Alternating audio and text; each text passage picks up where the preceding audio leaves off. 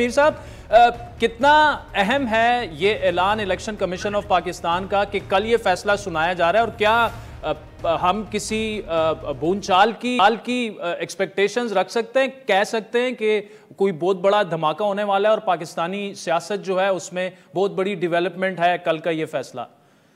देखिए, पहली बात तो ये है कि ये फॉरेन फंडिंग केस नहीं है। इलेक्शन ममनुआ फंड पाकिस्तान का ही कहना है कि ये ममनुआ फंडिंग केस है।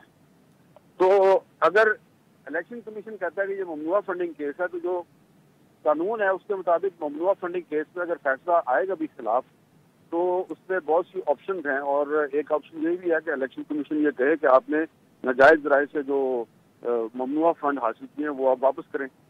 तो ऐसी सूरत में तो कोई बहुत बड़ा धमाका नहीं होगा। लेकिन फर्ज करें कि अगर कोई बड़ा धमाका होता है और पाकिस्तान तहरीक इंसाफ के जो चेयरमैन है इमरान खान साहब, उन पर यह इल्जाम लगा दिया जाता है कि भाई आपने गलत डिक्लेरेशन दिया है और आपने जो इलेक्शन कमीशन ऑफ पाकिस्तान को जो आपने अपने पार्टी की तरफ से जो तफसीलात दी उसमें आपने गलत बयानी से काम लिया है और कोई उनके खिलाफ सख्त फैसला आता है, तो ऐसी सूरत में भी अदालतें मौजूद हैं। और सुप्रीम कोर्ट बार एसोसिएशन के साबिक सदर कामरान मुर्जा साहब से मैंने अभी पूछा, तो उन्होंने कहा जी कि अगर इलेक्शन कमीशन कोई धमाका खेज ऐलान करता भी है तो कभी इम्कान है कि इमरान खान साहब को सुप्रीम कोर्ट से रिलीफ मिल जाएगा और इलेक्शन कमीशन के फैसले के खिलाफ स्टे भी मिल सकता है। लिहाजा इसलिए जरा बहुत ज्यादा ओवर एस्टिमेट नहीं करना चाहिए। ठीक, अच्छा मीर साहब, ये बताएगा कि एक तो जो मौजूदा हालात जिस तरफ जा रहे हैं, अर्ली इलेक्शंस की भी बातें हो रही हैं, का फैसला बिल फर्ज अब तो इलेक्शन कमीशन ने ही फैसला करना है, लेकिन अगर ये तरीके इंसाफ की तवक्कुआत के बरक्स आता है, उनके खिलाफ आ जाता है, तो मौजूदा सियासी हालात पर किस किस्म का इम्पैक्ट ये फैसला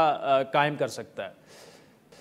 देखिए, अगर फैसला जो है वो तरीके इंसाफ के खिलाफ नहीं आता, क्योंकि अक्टूबर में इलेक्शन का कोई चांस मुझे नजर नहीं आ रहा, क्योंकि जो बलोचिस्तान और सिंध में सैलाब की तबाहकारियां हैं, तो उसकी वजह से जो इंफ्रास्ट्रक्चर है वो तबाह बर्बाद हो गया। तो इलेक्शन कमीशन ऑफ पाकिस्तान ने जिस इंफ्रास्ट्रक्चर के जरिए इन दो सूबों में इलेक्शन करवाना है वो इंफ्रास्ट्रक्चर मौजूद नहीं है। पहली बात तो यह है। दूसरी बात यह है कि अगर फैसला जो है वो इमरान खान साहब के या PTI के खिलाफ आता है, तो ऐसी सूरत में टेंशन बढ़ेगी। इमरान खान साहब ऑलरेडी जुमेरात को इलेक्शन कमीशन के बाहर धरना दे रहे हैं, तो पहले उन्होंने धरना जुमेरात को देना था। हो सकता है कल के फैसले के बाद अगर फैसला उनके खिलाफ आता है तो वो उसको भी धरना दे दें।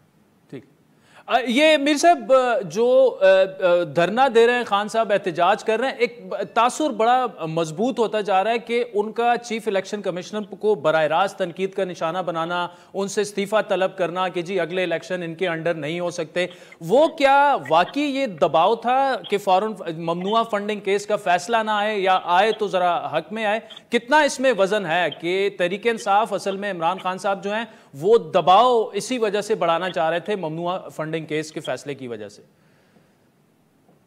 देखिए, ये तो चीज जो है ये सबको पता है कि वो उस पर दबाव बढ़ा रहे हैं। इसलिए उन्होंने पिछले साल उनके खिलाफ रेफरेंस फाइल करने का ऐलान भी किया था और अब भी उन्होंने रेफरेंस फाइल करने का ऐलान किया है। और पिछले साल उन्होंने उनके साथ एक मीटिंग करने की भी कोशिश की थी, लेकिन उन्होंने मीटिंग से इनकार कर दिया था। तो देखते हैं अब कल क्या फैसला आता है।